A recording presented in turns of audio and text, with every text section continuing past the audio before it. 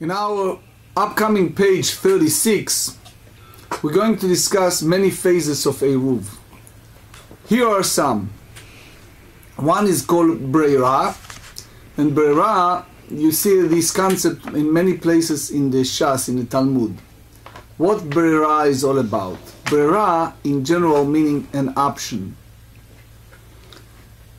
The Mishnah tells us a situation, and you see a little bit the historical context, when a person needs to run away, such as from taxes, from persecution, and he wanted to build an Eruv in two different locations, meaning in 2,000 cubit in one to the east, 2,000 cubit to the west, in case the governments will go after him. We basically do not allow to have two Eruvs in two places. However, he made it a conditional, a retroactive condition, said if they come from the east, I'll be able to run to the west, and if I come to the west, I should be able to run from my home, from place that I dwell, to the east. So here is a disputation if we allow a pre-planned Eruv, that it's a full condition, which is called Yesh Brera, or not. This is an example of our discussion today. Also, we're going to discuss emissaries. If you send someone on your behalf, and in all kind of situations, the emissaries represent you or not represent you, or represent you improperly. So that's part of our discussion, and we will start on page 35b on the bottom of the page. Yes, Rabbi. Who instituted or who came up with the amount that we able to walk or distance we're supposed to travel? Where we get that from? Okay, so you're asking about the 2,000 amot. Yes. Two sources in the Torah. It's a good question. First one, we said in the book of Shmot, book of Exodus, Parashat Beshalach, the Torah tells us the story of manna, and when the Jewish people were in the wilderness, the Torah said that, excuse me, that Al Yetze Ish Mimkomo, a person should not distance himself from the place he is dwelling, which right away you know its limitation. The Gemara further in Tractate Sotah tells us that the Gemara in Sotah, page 27, based on the book of Bamidbar, book of Numbers, chapter 35, the Torah said, "Umadotem oto alpayim ba'ama." You should go by 2,000 cubits, and as you know, you juxtapose from one location to another, and from that we derive the idea of 2,000 amma, the measurement. But just remember that we discussed many times Eruvei Tchumim, the dimension of the Eruvei Tchumim. Some said it's biblical, some said it's rabbinic, because it's derivative from juxtaposition of two sources.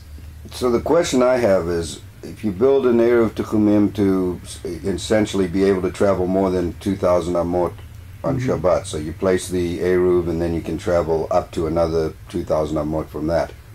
Now what happens if you have to travel further than that? Can you set up a second Eruv? No. 4,000 amot away? So basically you're limited to essentially 4,000 amot with an Eruv, which is only just over a mile. Yes, and if you remember the way we study it, it's basically the whole idea. If you need to go to a house of mourners, if you need to go to a special simcha, etc. Right. But basically the Torah tells us, Al Yetzei Ish Mimkomo, for sure we're not going to the extreme like the Karaites or the Beitusites that say that it has to be like the Sidducees, that you have to be in a certain area like a little jail. But the same token, it's a concept of Kanash Vita, where you are dwelling, and we are limited how far you can go from the place of your dwelling on Shabbat. Okay, so we are 11 lines. It's all good questions. I like it. 35b, 11 lines from the bottom of the page. So we explain that Rabbi Meir is more stringent when it's a question if it's a Eruv or not, because he holds that, as David said, that Eruvei Tchumin, the source is from the Torah, and therefore if it's a question, if it's a biblical prohibition, we go stringent. And now we see that another place, Rab Meir is much lenient. Verami deoraita Rabbi Meir. You see that it's two different sources. One he is lenient, one is stringent. Detnan, the Mishnah tells us in Tractate Taharot, chapter 5, Mishnah 7, נגע באחד בלילה, ואינו יודע אם חי, אם מת, ולמחר יחשכיר ומצאו מת. Imagine two fellows. Let's call them, like always, Reuven and Shimon. And Reuven, during the night, touch Shimon. It happens. The Gemara tells us, Adam mu'ad le'olam, ben er ben yashen. A person is always capable to do things, especially if he's not awake. He can, in the middle of the night, start talking, start moving, start touching. And it turns that he touched Reuven. Then he woke up and he noticed that Reuven is dead. But he only touched him during the night. Now what are you asking? Is he touched a dead body or not? What do you think? רבי מאיר מטהר וחכמים מטמאים שכל הטומאות כשעת מציאתן. Rabbi Meir said it's fine, and Rashi said דאמר עוקמי אז החזקה ואתמול חיה עלמא בספקא דאורייתא ואיכא חזקה לכולה אז זיל רב מאיר בתר חזקה ומתניתי נמי נזיל בתר חזקה ומעיקרא כי הנחתם טהורה. Very beautiful. Rashi tells us that again you have a Reuven and Shimon and they are both sleeping, and all of a sudden in the middle of the night Reuven touched Shimon, and when he woke up Shimon is dead. So now Rab Meir said no, we're going by the time that original they fall asleep. When they fall asleep they said good night to each other, and each other respond. Reuven said good night to Shimon, Shimon said good night to Reuven. Each of them bless each other, so they hear the good night. So when they went to sleep they both living people, correct? Yeah. So therefore, because Rashi explained this point, what Rab Meir tried to say, because we have chazaka de etmol, because we have the assumption of last night, so therefore we go, if it's a safek deoraita, if it's a doubt in a biblical precept, we go lenient. We said that they're both living, and therefore Reuven is not impure when they wake up, because maybe just now when they wake up and he wash his hand and he move around, maybe at that moment he passed. The sages said no, metam'in. They said that it's impure. Why? Because they said we go retroactively, and we said that he was dead much earlier. So Tosfot explained that there is concept that's called chazaka me'ikara, which means that we go by what's the essence of the event. It's possible that he could have died right after they went to sleep, that they blessed each other and then he touched him. So in a way, he could be impure because he touched him after a few hours after he died. Maybe not. That's exactly the machloket. So it's a possibility. So the sages said because you have that possibility, you make him, you make Reuven impure now, like he touched a dead body. The mayor said no. The first time, the last time he saw him, he was alive. When he touched him, you don't know if he's alive or not.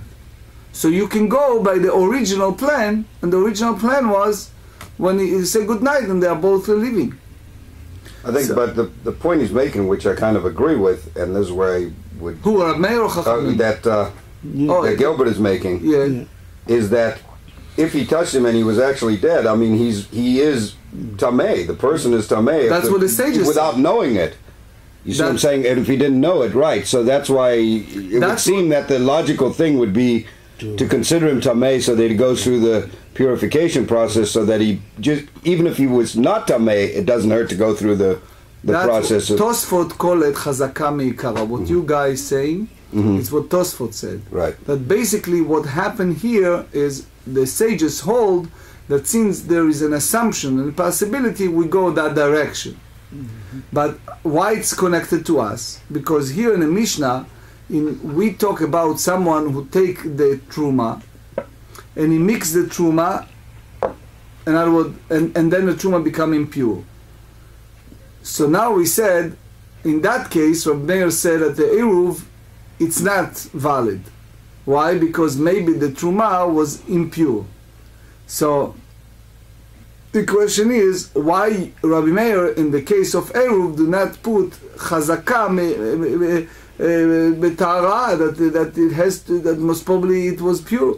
Because again, when a person put the Eruv there, that was a teruma, the teruma was pure, and then later became impure. Why over there in the din of Eruv, Rabbi Meir hold no. Over there, if now the truma is impure, it's impure.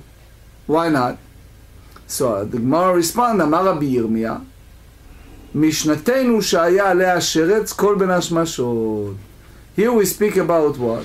Remember we talk about 8 creeping animals that become impure. We brought what the Torah said in Leviticus 11. So they said here it was a impure sheretz, some creeping animal that was there all the time of the twilight. So therefore, it's not a dilemma. It's not tum'at safek. It's vadai. It's something that it's clear that before it's fully dark, it turned to be impure. So, because the beginning of Ben Hashmashot, of the twilight, is Erev Shabbat, is before the Shabbat. So he said, if that's the case, if the Mishnah talk about this creeping animal, these sherets that was there all the twilight time, Behal Leima Rabbi Yossi Safek Eruv Kasher. So in that, Rabbi Yossi said that if it's not clear the Eruv, it's valid. The truma became impure before the twilight. So everybody said that for sure it's not. So Tosfot explained. It says why Rabbi Meir said that even it's a fake. It's a question. It's not even a question for sure.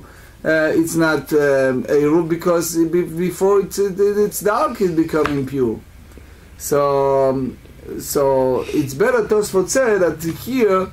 The question is how Rabbi Meir makes that Eruv valid, because originally the way it's set up, much earlier, it's not an Eruv. Rabba and Rav Yosef Da'amrit Ravayu, they both respond to here, and they said, Hacha, bishtei kitei maskinan.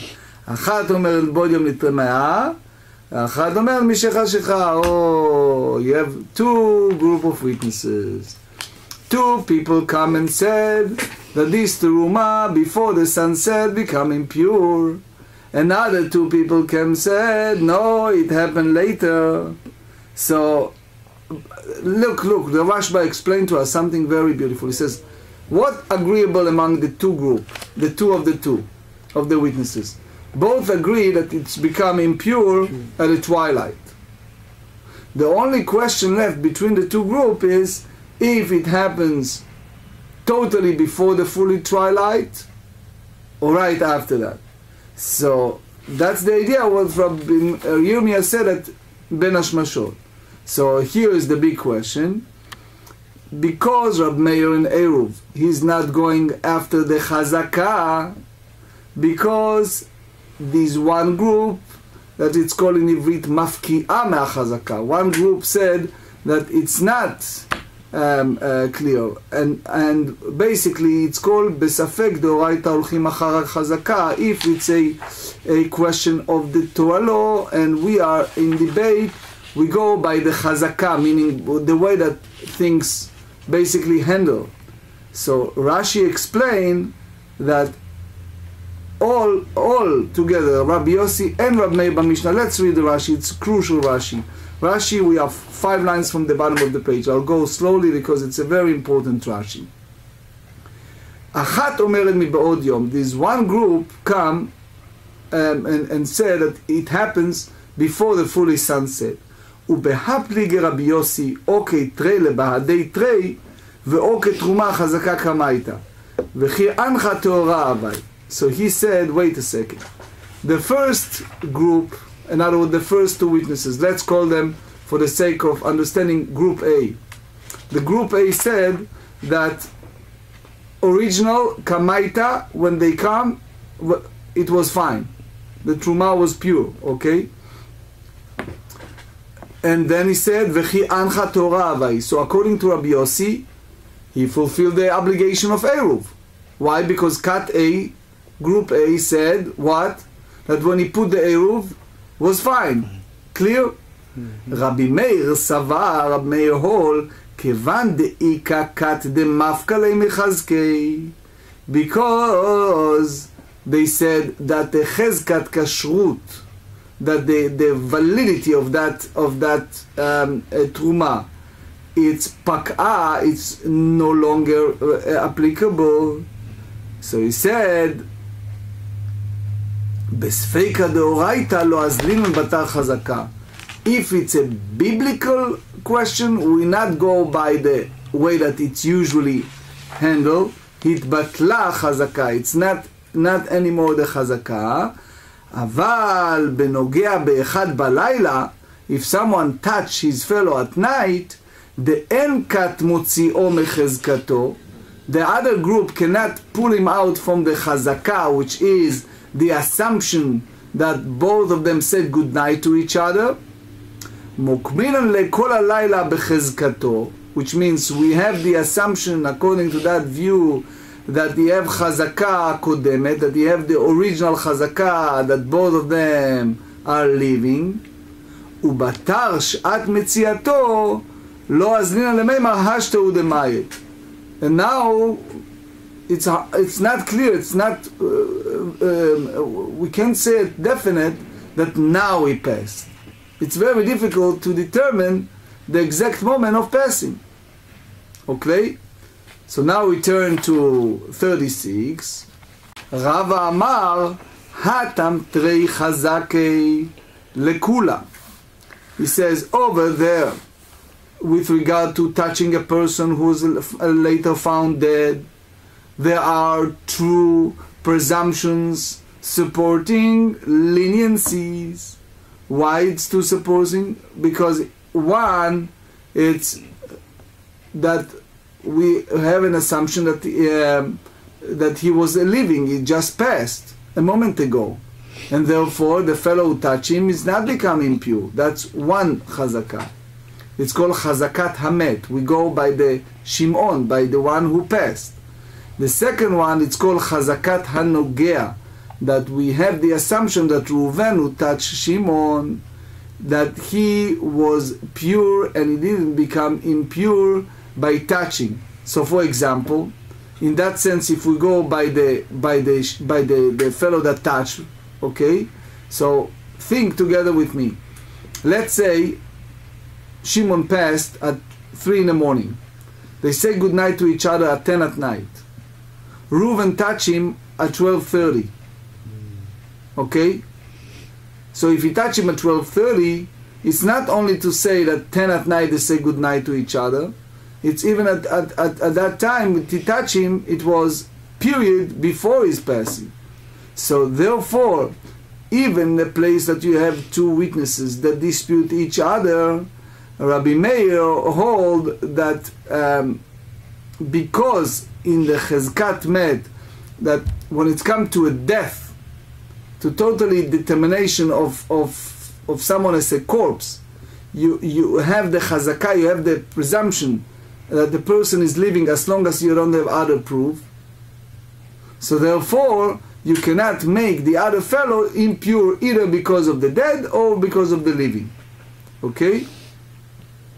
So because you have two presumptions, two chazakot, so you go and you are lenient. Vehacha, but here chada chazaka lekula, which means meikara sheniach kan, here that he put in one place the eruv. We have one presumption to go lenient, because the whole idea of the Tumah is chazaka, that was okay, that it's pure. So if you have two witnesses, group A and group B, that disputed each other, so you have here an issue if it's a safek eruv, if it's not clear that it was eruv. So therefore you go and you said either it's tres fake de Rabbanan. You have here double question over rabbinic decree. So if it's trei utrei, if you have two groups who dispute each other, and you have two dilemmas that apply to something that is a rabbinic decree, so therefore the rabbis come along and said, if that's the case, we go lenient. Because the idea of chazakah, the idea that you have a presumptions, cannot go and overrule against these two witnesses. So Rabbi Akiva Eger explained in the first responsa, Kuf Lamed Vav 136, he explains that you have so much leniency here. You have two group of witnesses. You have two sfeikot, two questions in the leniencies. So that's something that you have to go lenient. However, if it's a biblical, so biblical, for example, dead body, then it's a different issue. Now, I must tell you that not everyone go along in that school of thought. There are others who go totally opposite. And they said, since there are those who say that Chumim is biblical, and therefore touching dead body, it's a question here, what's involved, so they go the other way around. So what I try to say is, I just give you the abbreviation of what the question is. It's all the world of Sveikot, the world of questioning what exactly involved here in each case and how you compare each of them. So now we deal with Rabbi Yossi. Kashya, the Rabbi Yossi, the Rabbi Yossi. If you go that, Rabbi Yossi himself contradicted himself. Why?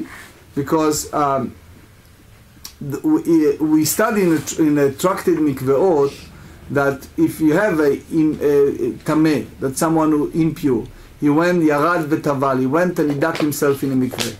So Rabbi Yossi said, because even that it's tum'ah kala, even it's a light impurity, that it's rabbinic, so he said that that he is impure, because if it's not clear what state of purity the mikveh was. If you remember, we discussed it yesterday. But here, when it's come to the Eiruvin, you see that Rabbi Yossi is lenient. And the question is, why there he is stringent and here is lenient?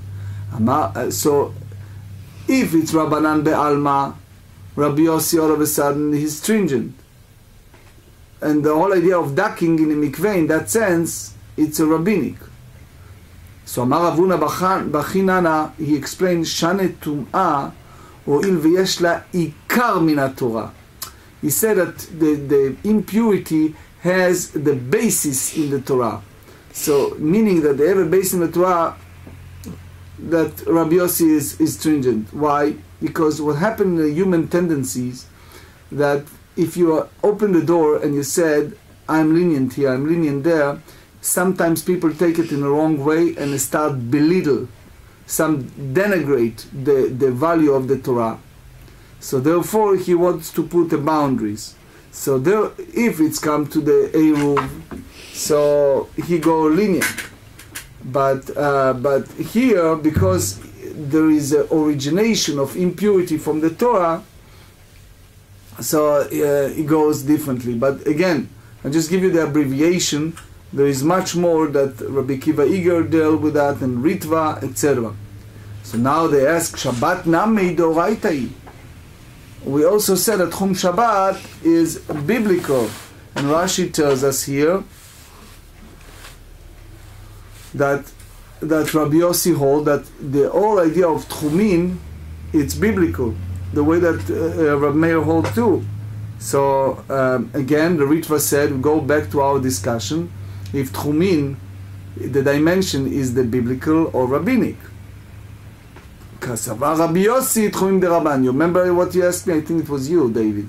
So he said, Rabbi Yossi said that Tchumin is rabbinic.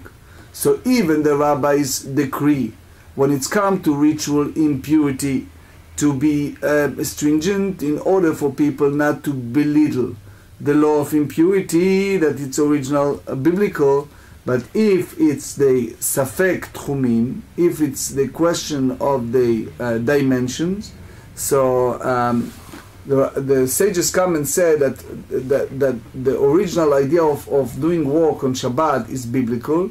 So again, they don't want people to belittle that, and they put this decree because it's a lot of closeness, of proximity between rabbinic and biblical. And the minute you start telling people here it's allowed, it's people can go the next step and start allowing things that is prohibited by Torah. So the rabbis put those boundaries. Now, is there any concern though that if they do go lenient, that there could potentially then be people out there that are tameh, and they could essentially cause other people to be tameh without knowing it? Yeah, that's part of what's the rabbi's concern too. But the key point is it starts with the level of education of people, and also how people take the concept of leniency. So for safety, I believe we should still let the purify themselves, just for safety. There are, if you go by the Hasidim, they does that. Hasidim, some of the Hasidim ducking the mikveh on a daily basis. My father, God bless his heart, he goes to the mikveh every day. So there are people who does that. God bless them. Yeah. It's wonderful thing. What? I agree with that. I knew that Rav Heinemann, the rabbi of the Aguda in Park Heights in Baltimore, he has his mikveh, personal mikveh at his home that he built, and he ducked there every day. Vibai Teima Hadidei Haderabei. That what we learn is that in a Mishnah in Mikveot, in regards to Safek, that you're not sure if it's a rabbinic impurity or not, it's Rabbi Yossi hold by himself. That was his independent opinion. But the others, that in regards to the Eruv, that it's okay, it's valid, he said it, Rabbi Yossi said on behalf of his teacher. So it was not his idea. So therefore, you cannot compare the two. Daikanami, Diktane. If you go deeper, you look at the last clause of the Mishnah. They said, Amar Rabbi Yossi, Avtulmos, He'id Mishum Chamisha Zkenim, Shesafek Erov, Kasher Shma Mina. We learn also from the Mishnah that Rabbi Yossi said the sages of Tolmos testified in the name of 5 elders that an Eruv whose validity is in doubt, it's still valid. So it means Rabbi Yossi said on behalf of his Rabbi of Tolmos, and that's Shma Mina, and that's the way you conclude from this. So, meaning his teachers are lenient, but he is more stringent b'minyan tuma in regard to law of impurity. Rav amar ha tamaynu tamad Rabbi Yossi amet tamel chizkato ve'imalo taval. Over there in the mikveot, because it's a question if he dak or not, and it's rabbinic, so you should go by the idea of how he was before he went to dak on the mikveh. And you say that, and they say that he did not properly immerse himself. So that's the whole idea. You should go stringent. You go the way that it was. So they say opposite adraba. Hamed mikveh al chezkato. Keep the mikveh, the ritual in the presumptive state and of validity that he has a 40 seah. Ve'im alo chasar. And he said it was not lacking the requisite measure of water. So why you say the opposite, that you go by the person, you should go by the mikveh? So they said, no, b'mikveh shelo nimdad. We talk about the mikveh, that what happened, it wasn't being previously measured to determine whether it's contained 40 seah or not. Tanya, כיצד אמר רבי יוסי ספק עירוב כשר? What did Rabbi Yossi say, that if it's a question of the Eruv, it's in doubt, it's still valid. Irev betruma, if he used a truma, established an Eruv with truma contribution, and then became impure after it was already placed there, ספק בעוד יום מתמת, ספק משלחה מתחן. You don't know if it happened before the sunset or later. So, because it's a question, so the Eruv is invalid. Or you said that it happens after the sunset, because the Eruv hold his validity the moment the day change. So do you go by the way that the time that he put it before the sunset, it was good teruma, pure, or you go the situation that it's by the time that it's dark?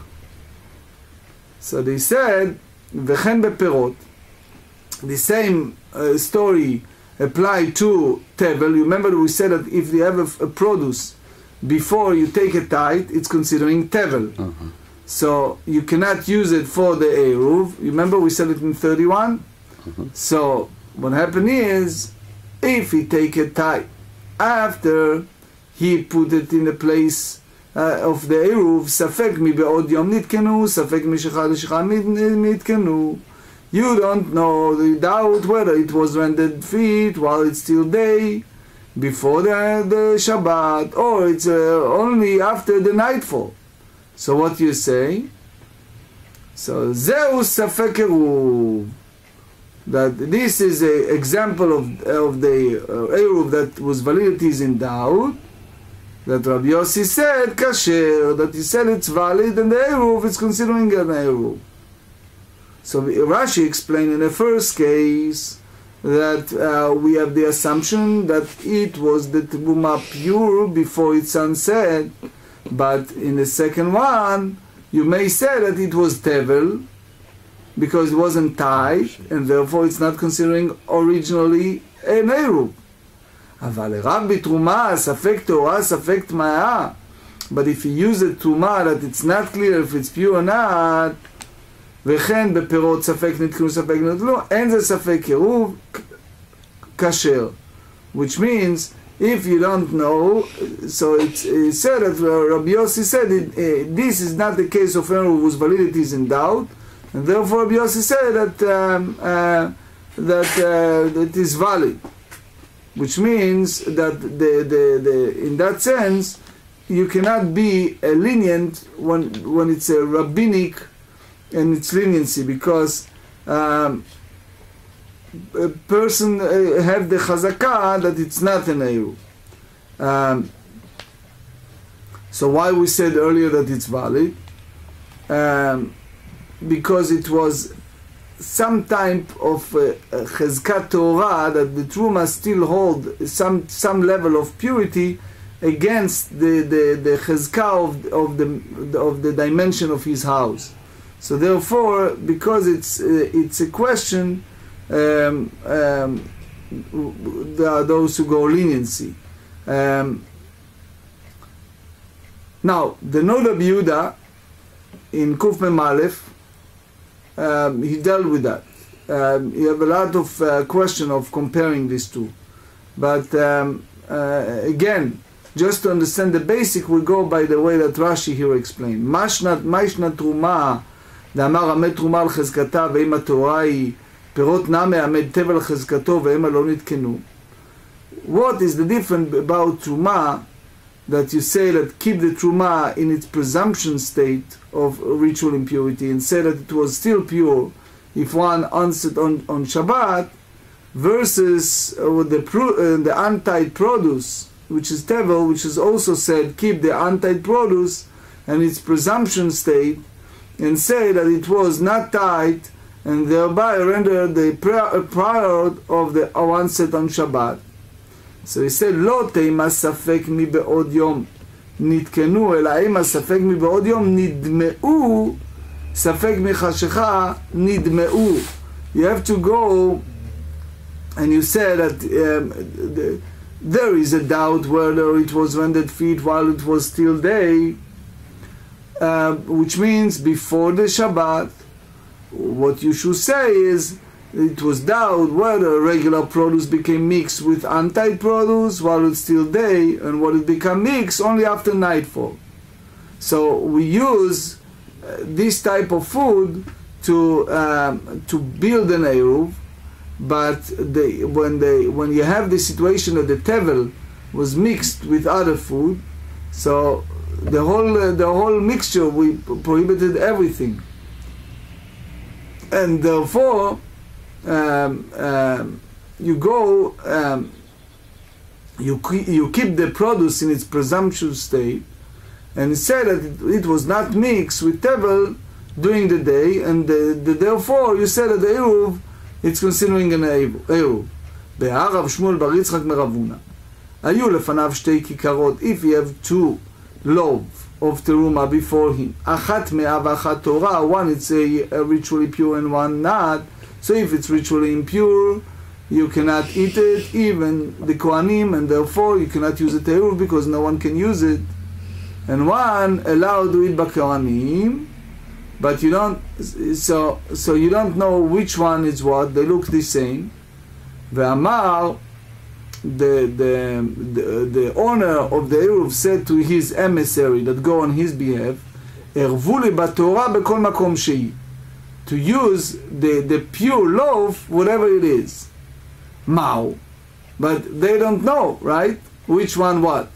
Tibai leRab Meir, Tibai leRab Yossi. So now both Rab Meir and Yossi have a problem with that. Tibai leRab Meir, that he said that if the Truma, it's a question, if it's a safek, it's a doubt, if it's a pure or not, it's not eruv. Ad kan lo kamar Rab Meir atam, the leika Torah. All he said, it's only if you don't have the option that one of the loaf is pure. Hachaika Torah. But here they look the same and one of them is pure. So the only thing he said, it's not good if it's clear that it's not pure. When you say it's not pure, you're talking in the sense that if it's a kosher or... No, it's not pure in a sense. We explained that if they touch by someone impure, creeping animal, etc. But the problem is that only one of them touch. The other one is fine, and you don't know which one. So here the question is, you come and he said, "Oh wait, Rab Meir doesn't have a problem with that, basically, because he only speak about clear situation that you are in doubt, but you know that it's impure. But here there is the option that that loaf they're about to use the eruv, it's pure." Okay. Or Dilma, the opposite. Afilu leRabbi Yossi lo kamar el ha'atam di'im ita dehi Torah yadala. Because if you know that which one is stated that so it's pure at the time of the twilight. Avalacha, when you have two loaf of teruma, and each one of them you don't know if it's a pure or not. And halo yadala, he doesn't know which one of them it's his meal. So maybe you said that Rabbi Yossi hold that it's not considering eruv because it's not chazakah, it's not some presumption that we can depend. Amar le ben leRabbi Yossi ben leRab Meir beinan suda ruyam ba'od yom veleika, because you have here the situation that you don't have a loaf that it's good for meal because he doesn't know which one of the two is pure. So therefore, we say that both of them are forbidden to eat. So you don't even have a safek, you don't even have a debate of eruv, because in the first place you cannot eat it. And the whole idea of the eruv is that you have to eat it, you have the ability to eat it. That's one avenue. Or because you go, when it's a rabbinic question, you go lenient.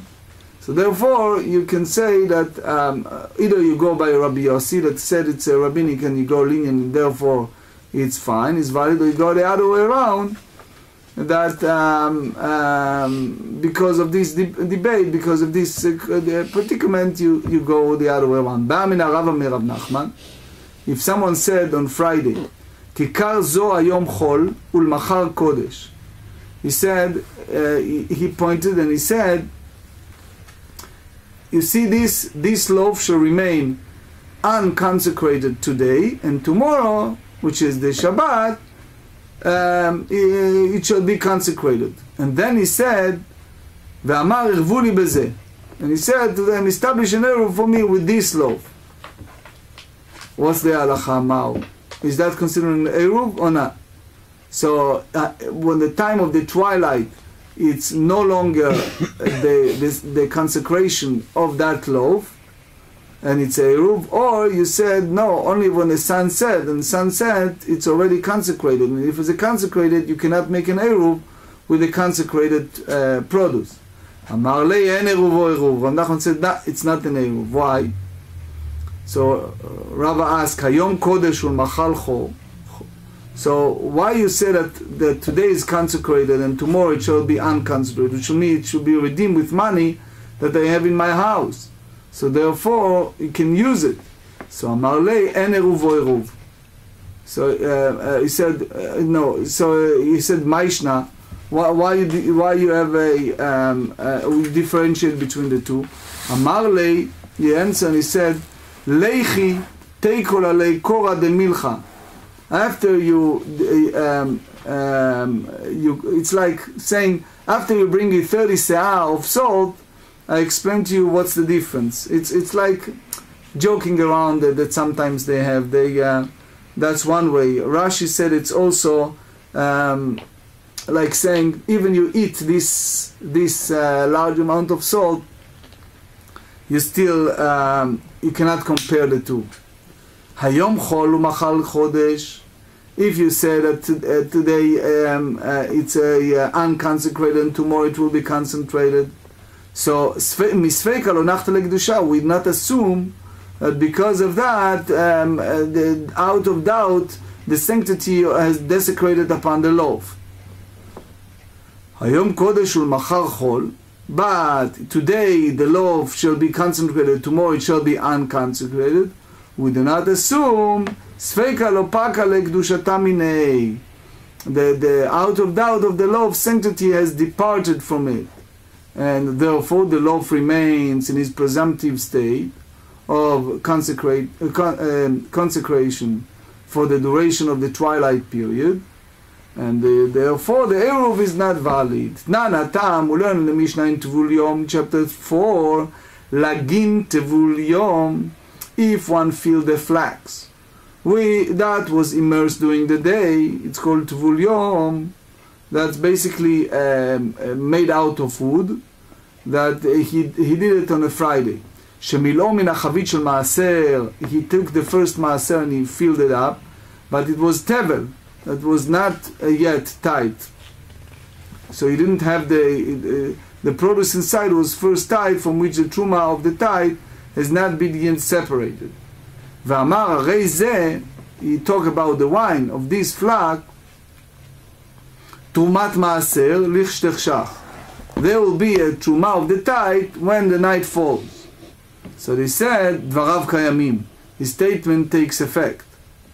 V'im amar irvu li bezeh, but if he say establish an eruv for me with a contain of this flock, lo amar klum, is not establish anything, because it's considering still table, and you don't allow to make it something that is untied an eruv. Amar Rava, zot omeret, Rava said, what you derive from that? Sof hayom, you go by the end of the day, koneh eruv, which means that the eruv is a choir of one's Shabbat residence. So therefore, because originally speaking at the time of the twilight it was table, so therefore the eruv, it's not considered an eruv because the last moment before Shabbat rather than the first moment of Shabbat, and therefore we're not considering an eruv. Why? 36b, the isal kadatach tchilat hayom koneh eruv, that if you tell me that the eruv require of one's Shabbat residence at the beginning of the day of Shabbat, if he said establish an eruv with this, the produce of this flock, why doesn't he said anything? So when it starts, it's night, the Shabbat is already there, and the flask is already pure, and therefore the truma of the tithe, it should be also pure and establish an Eruv. Now we're going to the Mishnah. Remember we talk about retroactive, we talk about the Breira. You see indirectly the suffering or the persecution that sometimes in the Jewish history happen. But anyway, here is a situation that the government sent the taxes people, and they need to tax a person, and he is afraid that they're going after him. If you read the history of Mesopotamia, or between the rivers, Euphrates rivers, you see how a different group of tribes control the ancient Babylon. So part of that was the idea that people need to make some arrangement in order to run away. So they said, "Matne Adam al eruvo ve'omer." Now we said originally that a person cannot put two places Eiruvin, okay? And the big question is, we don't know what's the time of the Eruv Kinyan when you have this acquirement of the Eruv, and you don't know when it's possible. One of the things you said in Eruv, that it has to be available to eat at that time when they put it. But the thing is, if you put it in two locations, and it basically meant one location, that you need to run either way, how you hold it? You hold it retroactive statement or you don't? You hold it the time that he made the statement, or you go because he mainly needs to go either way when it happens, and when it happens already Shabbat, how you do it? So they said, Matne Adam Eruvo, a person can basically put a condition and in regard to his Eruv of the Shabbat border, and it said, Im ba'od nochrim el ha-mizrach, Eruvi la-ma'arav. Min ha-ma'arav, Eruvi la-mizrach. If those people who come and try to cut me, I run to the east, or if they come from the east, I run to the west. V'im ba'u lekan u'lekan, but if it comes from in both ways, lemakom she'ertze elech, I will ever go whatever I wish. Lo ba'u, but even if they didn't show up, now what's the din? Lo lechan velo lechan, hareni kebnei iri. So therefore, neither one of these Eruv will take place, and I'll be like the rest of the inhabitants of my town, and give up both Eruvin that I deposited, leaving me with 2,000 cubits in all directions from the town. Another situation. Now we're going positive. Im ba chacham min ha-mizrach, if a great sage come from the east, they used to go and hear to a word of Torah.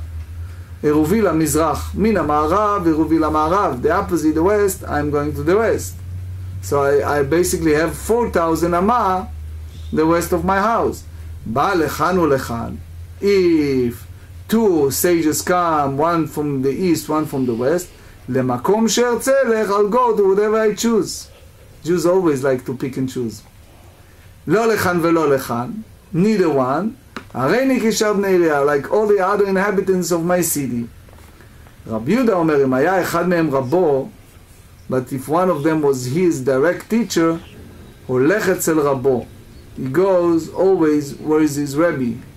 V'im hayu shnehem rabotav lemakom she'ertze elech, but if both of them were his teacher, you need to pick and choose, which means that the Eruv is acquired properly, but it's applied to the size that he made his mind the following day.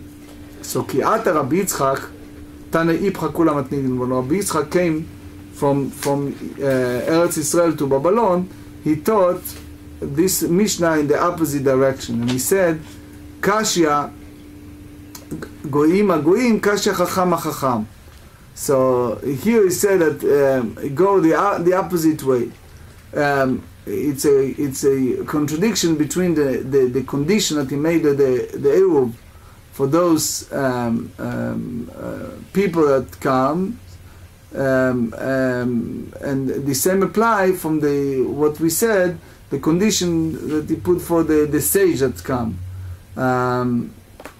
So they don't talk about the dinim They talk about just the theoretical examples that they use in the Mishnah. That's what Ritva said. So they respond, they said, Nochim anochim lokeshia ha bepar hagimna ha b'mare de'atma. So the first one talk about taxes people, they come to collect their tax, and he wants to run away from him.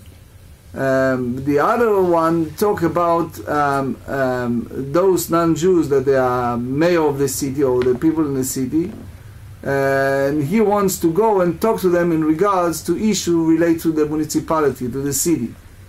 And the other one, Chacham lo kashya. It's if you bring the two sources of the sage, it's not the question why. Habe motiv pirkei, habe mikre shma. One is a sage that go and have a public speaking, and the owner of the Eruv wants to hear him. The second one is mikre shma. So what does that mean, mikre shma? So Rashi said, klomar melamdei tinokot litpalel. So Rashi used the word klomar here, and I explained in my book Rivera Klomar Berashi al Hashaz. So he explained that usually what does that mean, chacham? Chacham is someone who talk to the public and deliver. And you think Mikrei Shema is someone just teaches them how to read Shema. So Rashi said, no, Klomar melamdei tinokot litpalel. Even a teacher of the little children in the Cheder, that teach them all to say the Shema, so that's what he applied. But the Dukei Sofrim said that Rashi does not use here Klomar, and it's a mistake. But the Gur Aryeh and Rabbi Yaakov Emdin have also interpretation of this Rashi. But anyway, the idea is that divided between the two, it's one teacher that dealing with public speaking to the public, and the other one was teach little children in the Cheder.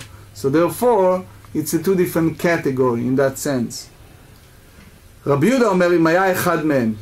Rabbi Yehuda said that if one of them was his teacher, he may only go to his teacher as can assume that is his original intention. So the Gemara asks, "V'Rabbanan zimlin denichale b'chad v'yitre merabei." It happens sometimes that the person preferred to meet the sage who is his colleague rather than the sage who is his teacher. Does someone learn more from his peer than from his teacher, from his chavruta? Amar lei leita matnitin v'detane ayo. So the Mishnah should not be accepted because the sages ayo taught the opposite effect. The Tane ayo, that's what ayo taught. Rabbi Yehuda Omerin adam matnei al shen dvarim ke'echad. Rabbi Yehuda said a person cannot make conditions about two things at once.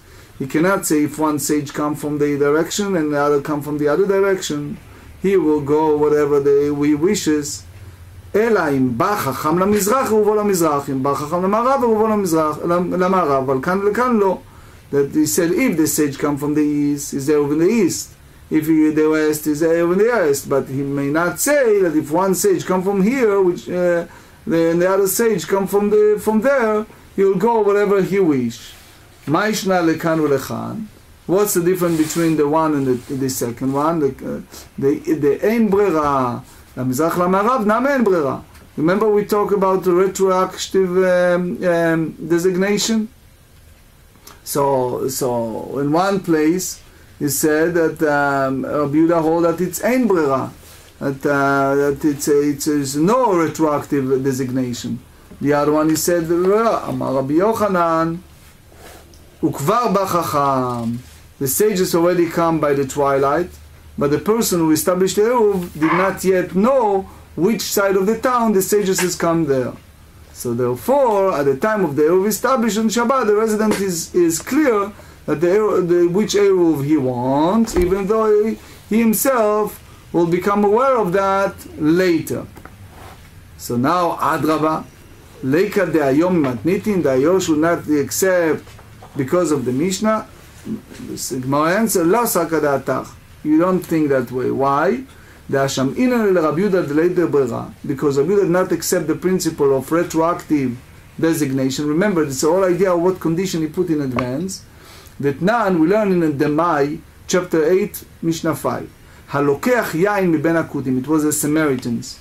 So we hold that the Samaritans did not tithe their produce properly. So therefore, we hold that if someone takes something from them, especially if it's wine, so it's the sage's decree that you don't take wine from these Samaritans. But that happened much before the sages put this decree. So he needs to take a tithe, and now he doesn't have the proper utensil to use it, but he wants to drink right away. So what did he do? Omer, 7, just few lines. Omer shnei lugin. He may say that the 2 log of 100 log present here, shani atid la'afrish, which I will separate in the future. So which means that when I have finished drinking, arei and truma. So it's regard to truma to give into the kohen. Asara maaser rishon, tisha maaser sheni. We go the whole process of the 10th, the first, then the 90 log, the second time.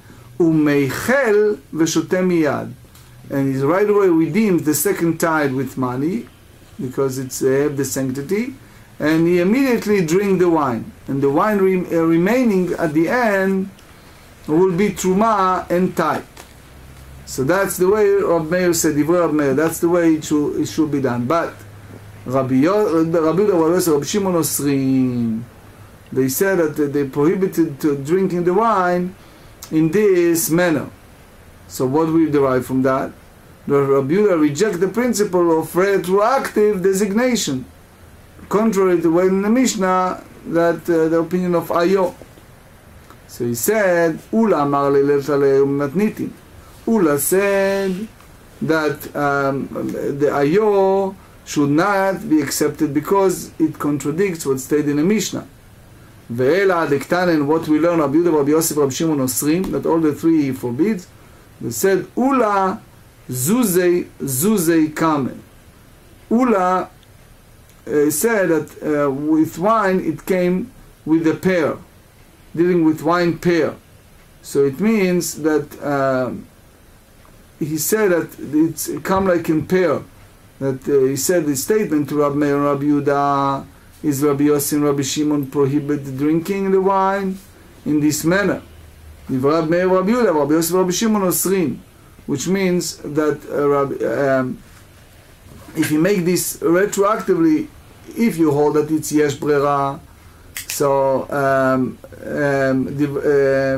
Divrei Rabbi Meir, Rabbi Yehuda, he can drink right away.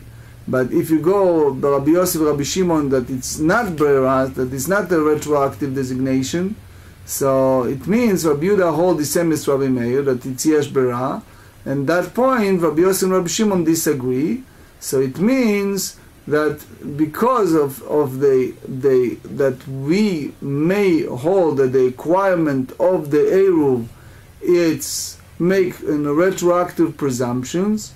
So you rejected what Ayo said, that that Rabbi Yehuda hold that it's not brera. So you see in conclusion of this part, because we running out of time, that the disputation in the Mishnah in regard to brera, if yesh brera and en brera, it's a very serious discussion, because you don't know what exactly the moment that it's fulfilled. And because it's put in a condition, such a heavy condition in advance, you are in the world of doubt. And now let's go to a practical halachot. First halacha is in a safek eruv. Shulchan Aruch Halachaim 394 and 409. An eruv whose validity is in doubt can be considered valid only if once had the presumption of validity. That's the Tosefta explanation of Rabbi Yossi's opinion. We also said, if one said that certain loaf should remain unconsecrated today, but be consecrated tomorrow, and he made an eruv with it, the eruv is valid. That again, because one of them was valid, that's the Shulchan Aruch Halachaim 386. We also talk about condition, eruv that made with the regard of certain condition. One may establish 2 eruvin before the one set of Shabbat. Generally, we do not establish 2, but there are certain exceptions, certain circumstances, like we said in a case of crisis, etc., that one is persecuted, or etc., one may establish 2 Eiruvin before the onset of Shabbat on 2 sides of the town and stipulate that if a certain event occurs on Shabbat, his Eruv will be on one side. That's the Mishnah said. This ruling is according to the opinion of the sages and accept the principles of retroactive designation, Yesh Brera. And that's, by the way, the Vilna Gaon, the Shulchan Aruch Orachaim 413. The last halacha I would like to share with you is the Alokeach Yain Min Hakutim. That if one buys wine from which Trumot and tithe has been not separated, so he must first separate the Truma and the tithe before he may drink the wine. If the wine is tevel, which means is untithed, only by the rabbinic decree, he may drink first before physically separating the Truma and tithe. And as the principle of retroactive clarification may be applied with regard to rabbinic decree. That's the Kesef Mishnah on the Rambam, Hilchot Maasot, chapter 7.